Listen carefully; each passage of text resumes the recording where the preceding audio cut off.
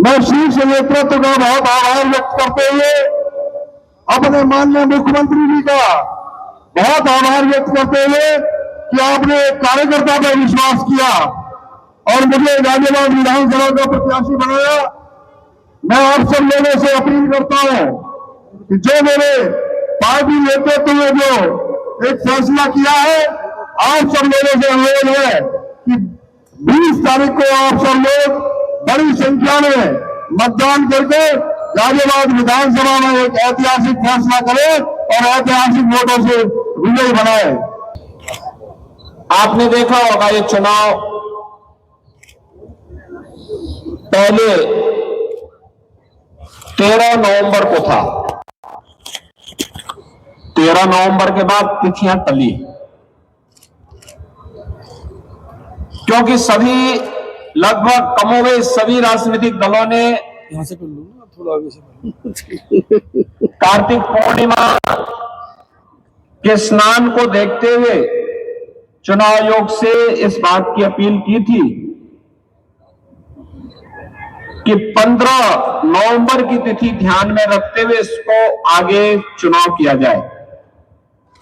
भारत निर्वाचन आयोग ने जन आस्था का सम्मान किया, 20 नवंबर को चुनाव की तिथि तय की।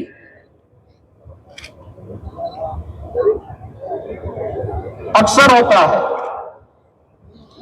अगर चांद नहीं दिखाई देता तो ईद की तिथि बदल दी जाती है, सरकार छुट्टी उसी प्रकार से घोषित करती है। ऐसे गुरु पर्व के बारे में भी होता है, तब विरोध नहीं होता।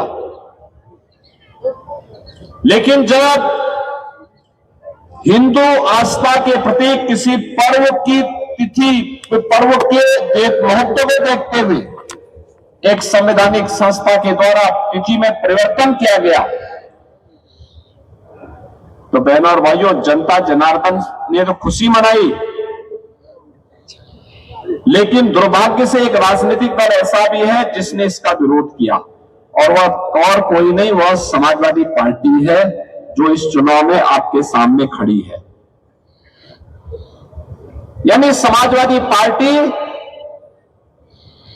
जन आस्था के साथ खिलवाड़ करने वाली पार्टी, समाजवादी पार्टी जन सुरक्षा के साथ खिलवाड़ करने वाली पार्टी, समाजवादी पार्टी बेटी और बहन की सुरक्षा के साथ खिलवाड़ करने वाली पार्टी, समाजवादी पार्टी नौजवानों के भविष्य के साथ खिलवाड़ करने वाली पार्टी, समाजवादी पार्टी का मतलब व्यापारियों की सुरक्षा में सेंध लगाने वाली पार्टी, अन्नदाता किसानों के खुशहाली पे ग्रहण लगाने वाली पार्टी, जो पार्टी विकास विरोधी हो, युवा विरोधी हो, महिला विरोधी हो, व्यापारी विरोधी हो, जन आस्था का सम्मान न कर सकती हो, क्या उस पार्टी को चुनाव जीत करके जाना चाहिए क्या? जाना चाहिए क्या? गाजियाबाद वासियों में आप इसे पूछना चाहता हूं।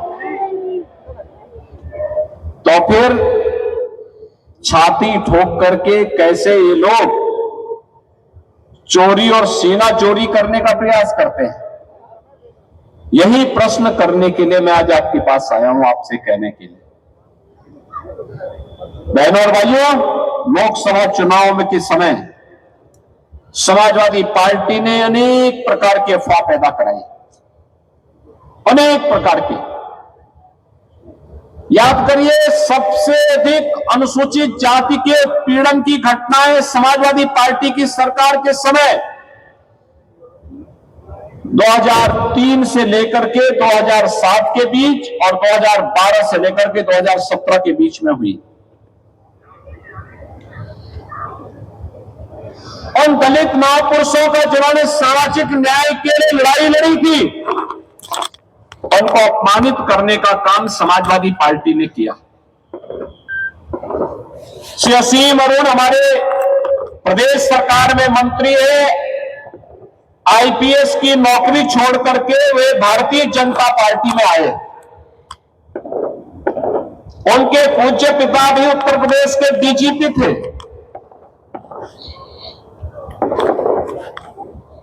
कन्नौज से विधायक है वर्तमान में और मंत्री भी हैं।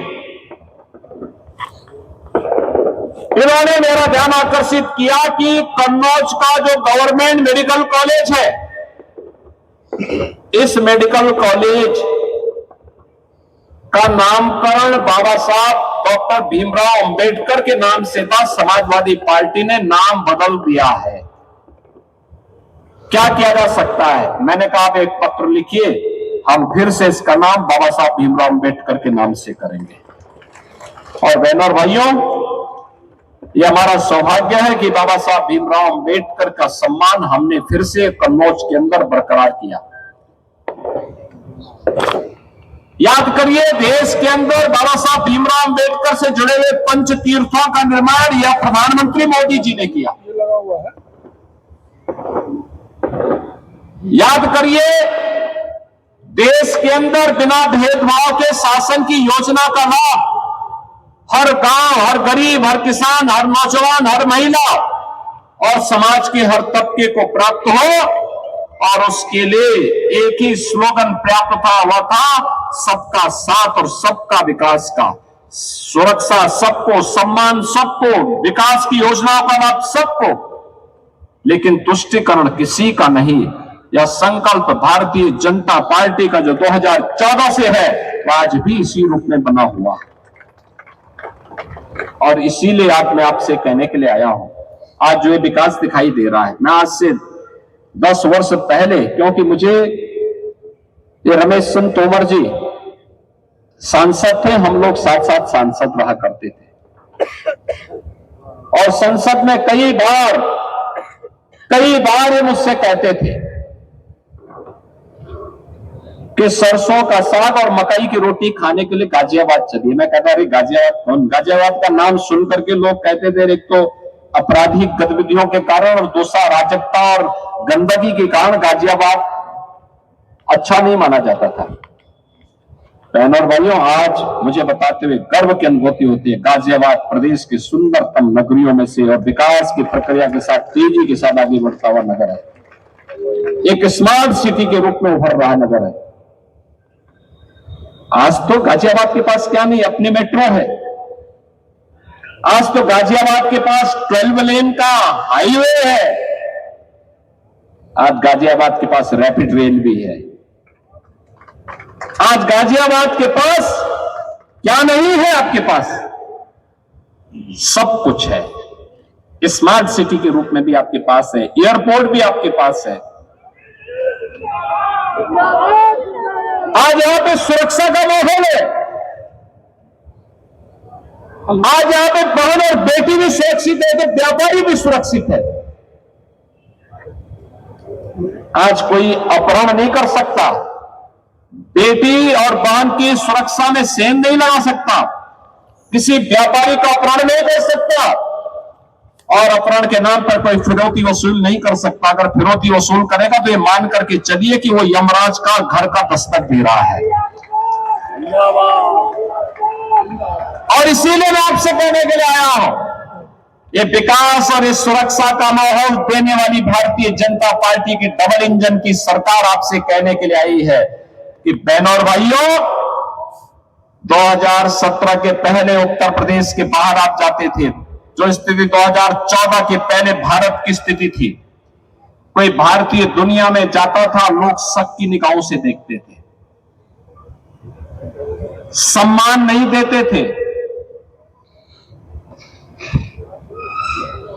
2017 के पहले उत्तर प्रदेश का कोई निवासी उत्तर प्रदेश के बाहर जाता था, और कितना भी बड़ा क्यों न रहा हो, कितना भी संपन्न क्यों न रहा हो, सम्मान तार तार करके रखा हुआ तत्कालीन सरकारों ने। पहचान का संकट था। क्या युवा हो, क्या व्यापारी हो, क्या समाज के किसी भी अन्य तबके का कोई व्यक्ति, प्रबुद्ध जन हो, चिकित्सक हो, शिक्षक हो, कोई भी हो, 17 के पहले उत्तर प्रदेश के बाहर जाते थे, सम्मान नहीं मिलता था, लोग शक की निगाहों से देखते थे। और आज मैं कह सकता हूं, हमारा उत्तर प्रदेश का 25 करोड़ का वासी देश और दुनिया के अंदर कहीं जाता है, नाम उत्तर प्रदेश का आता है तो उसके चेहरे पर खुशहाली उसकी सामने दिखती है कि वाह उत्तर प्रदेश का।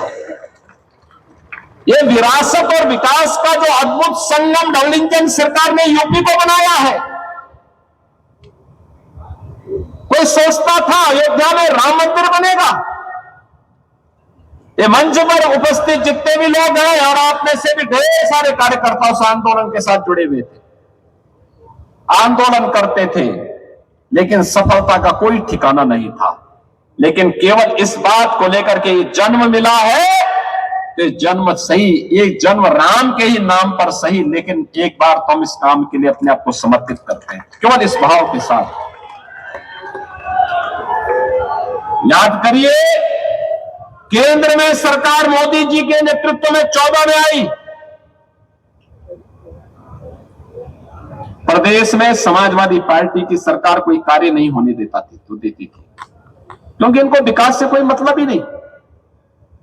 इनका विकास तो व्यक्तिगत विकास है, परिवार का विकास है, सिपाही खानदान का विकास है, उससे बाहर सोच ही नहीं सकते, सोच है भी नहीं।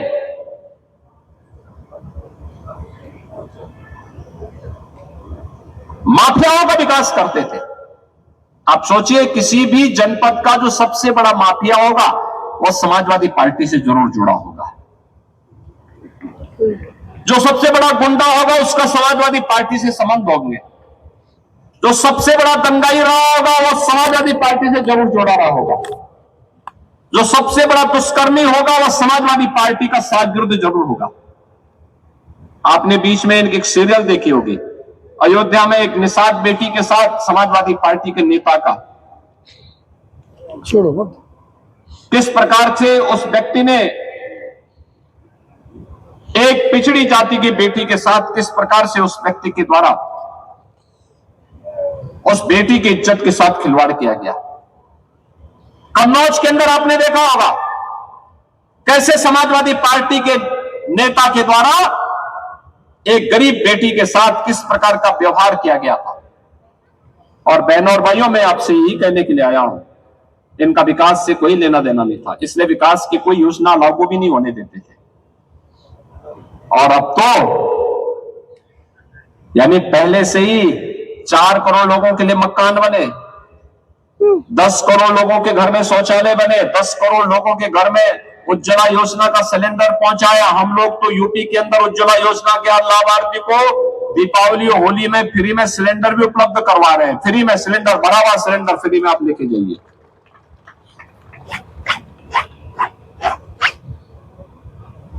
हर घर नल की योजना लागू हो रही है, मेट्रो की सेवा शुरू हुई, एयर कनेक्टिविटी बेहतर हुई। और पहले से ही यूपी के अंदर 10 करोड़ लोग 5 लाख रुपए की आयुष्मान भारत की सुविधा का लाभ प्राप्त कर रहे हैं। और अब तो मोदी जी ने घोषणा कर दी है कि 70 वर्ष से ऊपर के हर एक व्यक्ति को फ्री में 5 लाख रुपए हर वर्ष स्वास्थ्य सुविधा उपलब्ध करवाएंगे। इम्पैनल्ड हॉस्पिटल में जाइए, आपको फ्री में उपचार होगा। बहनों और भाइयों, विकास की एक सोच होती है, हर व्यक्ति नहीं कर सकता, लेकिन भारतीय जनता पार्टी ने किया, मोदी जी के नेतृत्व में किया। अयोध्या में राम मंदिर का निर्माण भी हुआ।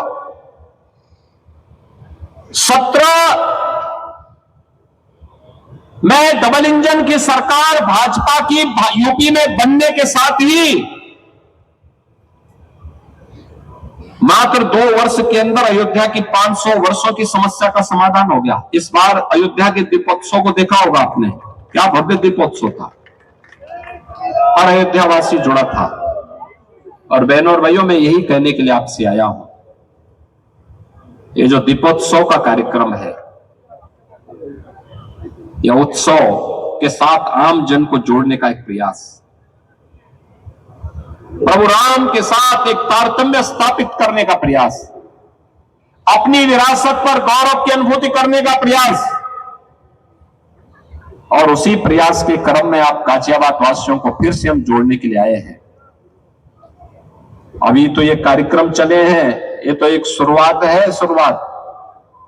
इसको नई ऊंचाई देनी है, और नई ऊंचाई देने के लिए जो एक कार्यक्रम प्रारंभ हुए हैं, चाहे वह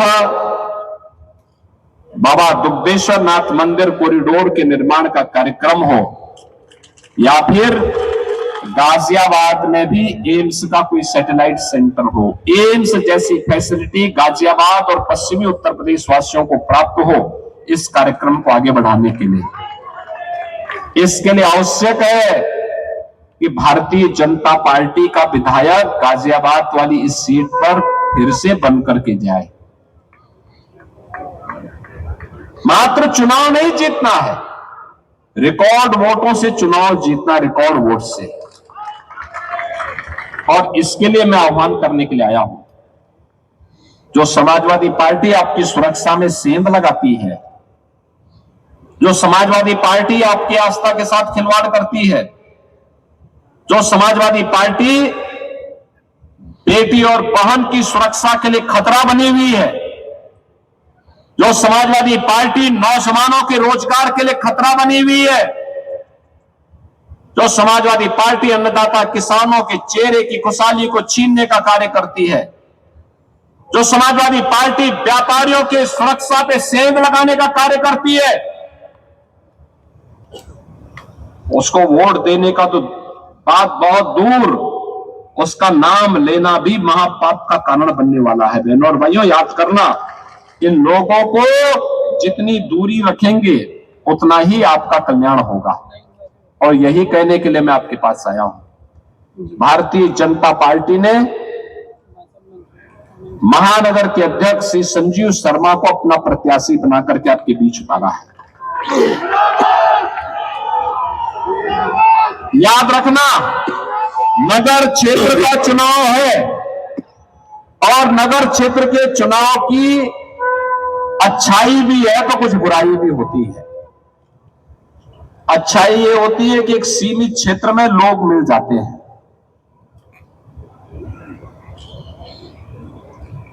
एक दायरा होता है, उस दायरे में काफी बड़ी आबादी होती है, तो जनसंपर्क करने के लिए लोग आसानी से संपर्क कर सकते हैं, लोग मानसिक रूप से भी तैयार रहते हैं। लेकिन बुराई ये भी होती है कि जब छुट्टी लोग देखते हैं तो उस दिन उनको आलस भी आने लगता है। मान के चलते हैं, चलो सुबह से लेकर शाम तक वोट पड़ेगा, कोई कहीं किसी रिश्तेदार से मिलने के लिए चला जाता है, कोई किसी अन्य कार्य से चला जाता है। याद रखना, यह संविधान द्वारा प्रदत्त आपका एक अधिकार है। ये लोकतंत्र एक महापर्व है। जैसे पर्व और त्योहार के दिन जिस मनसा के साथ पर्व और त्योहार होता है, उसी मनसा के साथ हम सब उसके साथ जुड़ते हैं। मनसा वाचा कर्मणा हमारा जुड़ाव पर्व के साथ जुड़ता है। होली होगी तो होली के दिन हम आतिशबाजी नहीं करते ना, उस दिन तो रंगोत्सव ही होता है सुबह से लेकर शाम तक।